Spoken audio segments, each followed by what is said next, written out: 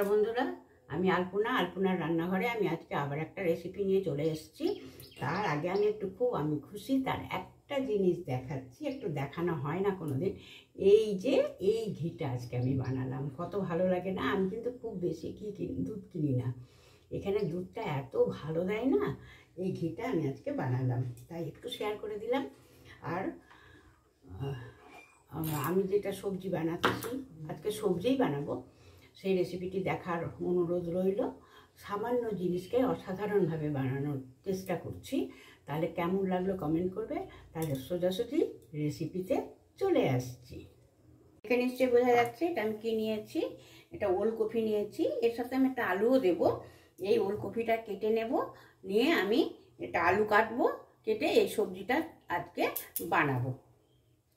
আমি এটা ছাড়িয়ে নিয়েছি, এবার আমি এটা পিস করব। এটা আমি করছি আলু দিয়ে দম করব। হ্যাঁ, ওলকপি আলুর দম করব।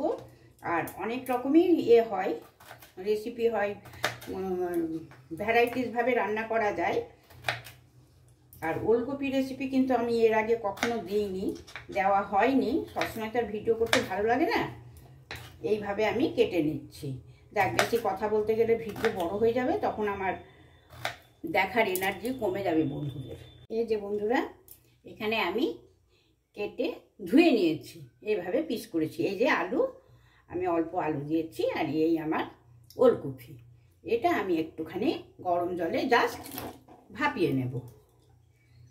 সেদ্ধ কিন্তু করব না, সেদ্ধ করলে পরে না তাহলে ঠিকঠাক কষাটা যাবে না। সেদ্ধ করব না, একটুখানি ফুটিয়ে নিয়েই ব্যাস চলে আসছি। বলেছিলাম না জাস্ট একটু ফুটিয়ে নেব, সেই ফুটে গেছে। হ্যাঁ, এই যে সুন্দর ফুটে গেছে, আমি তো সেদ্ধ করব না। এবার আমি গ্যাসটা অফ করে দিলাম। এই যে গ্যাসটা আমি অফ করে দিলাম, কড়া বসিয়ে দিয়েছি। আমি তো এটা একটু ভাপ দিয়ে নামিয়েই নিয়েছি। এই যে জল ছেঁকে নিয়েছি। হ্যাঁ, এবারে আমি সামান্য একটু গুঁড়ো হলুদ দিয়ে দেব এই তেলের মধ্যে। দিয়ে আমি এই ওল আর আলু যে সেদ্ধ মানে ভাত দিয়ে রেখেছি, প্রথমে আমি এটা ভেজে নেব। এই যে বন্ধুরা, আমি এটা একটু নাড়াচাড়া করে নামিয়ে নিয়েছি। প্রায় আমি 1.5 মিনিট মতো নাড়াচাড়া করেছি। হ্যাঁ, এবারে আমি আবার কড়াতে সর্ষের তেল দিয়ে দিয়েছি, কোনো কিছু সম্বরা দিচ্ছি না কিন্তু। হ্যাঁ, এখানে আমি দিচ্ছি এই যে একটা পেঁয়াজকে আমি এইভাবে কুচিয়ে নিয়েছি। পেঁয়াজ কুচিটা আমি একটুখানি ভেজে নেব। এই যে পেঁয়াজটা যখন ঠিক আধ ভাজা হয়ে গেছে, সেই সময় আমি এই যে এই পরিমাণে গুঁড়ো হিং দিয়ে দিলাম। সিম করে নিলাম। আমি এই হিংটা ব্যবহার করি এভারেস্টের।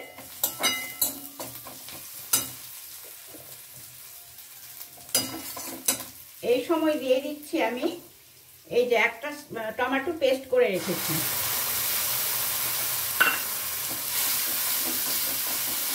সামান্য একটু নাড়াচাড়া করে নেওয়ার পর,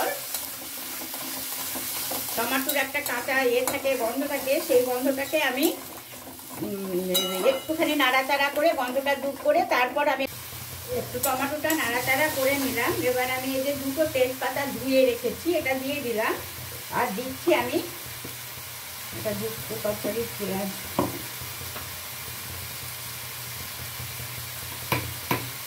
এই যে একটা পেঁয়াজ আর 5 কোয়া রসুন,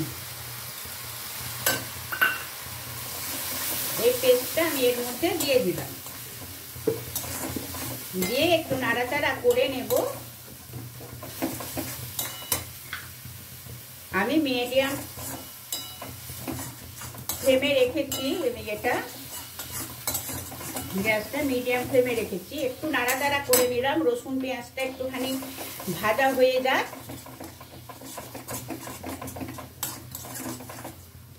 কিছুক্ষণ নাড়াচাড়া করার পরে আমি একটা লো ফ্লেম করে দিয়েছি। হ্যাঁ, এবারে দিচ্ছি আমি জিরে আদা লঙ্কা পেস্ট। আমি এটা একসঙ্গে পেস্ট করে আর ফ্রিজে স্টোর করে রেখে দিয়ে এইবার কটই করে এই চামচে আমি 2 চামচ দিয়ে দিলাম। আর দিয়ে দিচ্ছি সামান্য একটু ধনে গুঁড়ো ছড়িয়ে দিচ্ছি, আর দেব সামান্য লঙ্কা গুঁড়ো। এই দিয়ে আমি একটু নাড়াচাড়া করে নেব ভালো করে। অনেকটা কষানো হয়ে গেছে, এবারে আমি দিয়ে দেব পরিমাণ মতো এই যে নুন, আর দেব টেস্টটাকে ব্যালেন্স করার জন্য চিনি। চিনিটা অপশনালি, বন্ধুরা যেমন পছন্দ করেন সেরকম দেবেন। এটা আমি একটু ভালো করে কষিয়ে নেব। কিছুক্ষণ নাড়াচাড়ার পর এই দিয়ে দিচ্ছি ওলকপি আর আলুটা যে ভেজে রেখেছি সেটা, এটাই অ্যাড করে দিই।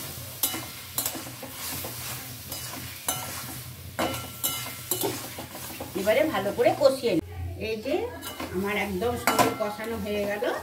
মশলাটা তো কষিয়ে নিয়েছিলাম, আর আলু আর ওলকপিটাও ভাজা ছিল, কাজেই কষানোতে খুব বেশি টাইম নিল না।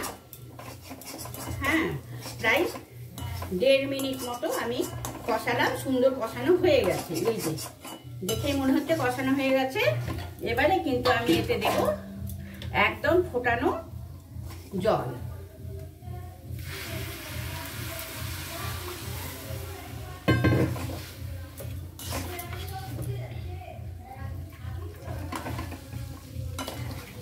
সামান্য একটু গ্রেভি করব, একদম শুকনোটা ভালো লাগে না, আমার ভালো লাগে না। বন্ধুদের যেমন ভালো লাগে ঠিক সেরকম ভাবে জলটা দেবে। এবারে আর একটু ফুটার সময় দিব, ভালো করে একটু ফুটে যাক, চাপা দিয়ে দিলাম।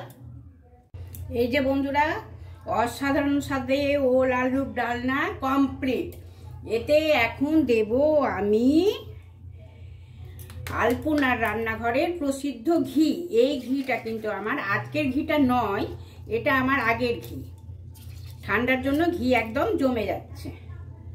এই যে এই ঘি আমি এতে অ্যাড করে দিলাম। আর কি দেব, গ্রেস করো তো দেখি বন্ধুরা, আমি কি দেব। অনেক বন্ধু গ্রেস করে নিয়েছে আমি কি দিতে চলেছি, তাহলে সামনে নিয়ে চলে আসা যাক। এই যে আমি এই যে গরম মশলা গুঁড়ো করে স্টোর করে রেখে দিই, এই গরম মশলা এর মধ্যে ছড়িয়ে দিচ্ছি। অসাধারণ স্বাদে হয়ে গেল না ওল আলুর দম। গরম গরম এ লুচির সাথে, পরোটার সাথে, ফ্রাইড রাইসের সাথে, এমনকি নানের সাথে, সবের সাথে, ভাতের সাথে খুব ভালো লাগে। একবার বানানোর জন্য আমি অনুরোধ করছি। তাহলে বন্ধুরা আজকের মতো বাই, টাটা।